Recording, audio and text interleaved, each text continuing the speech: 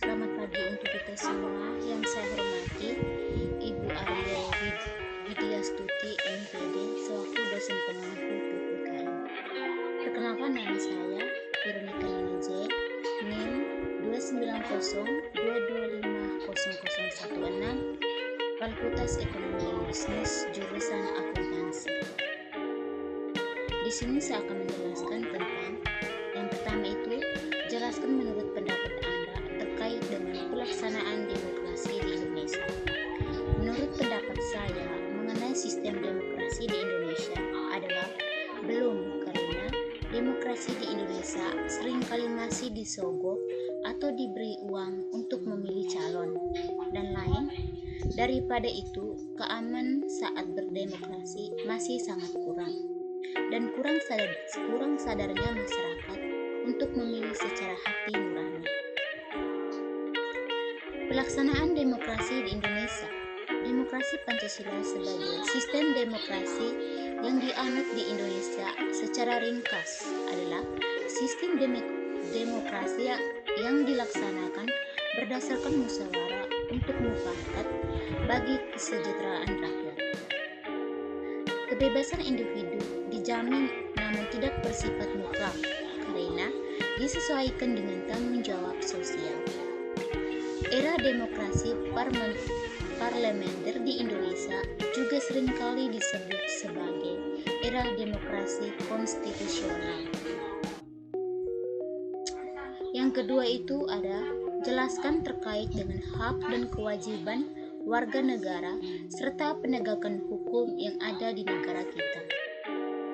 Hak dan kewajiban warga negara adalah penduduk sebuah negara atau bangsa berdasarkan keturunan, tempat kelahiran, dan sebagainya yang mempunyai kewajiban dan hak penuh sebagai seorang warga dari negara itu.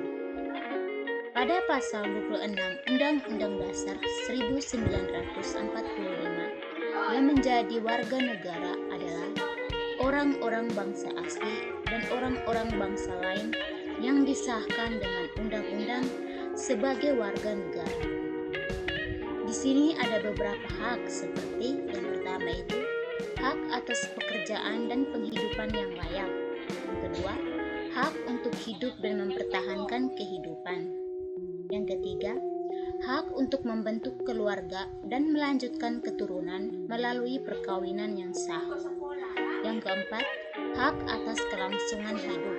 Yang kelima, hak untuk mengembangkan diri dan melalui pemenuhan kebutuhan dasarnya.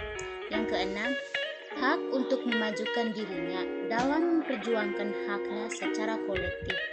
Yang ketujuh, hak atas pengakuan, jaminan, perlindungan, dan kepastian hukum yang adil. Yang kedelapan, hak untuk mempunyai hak milik pribadi.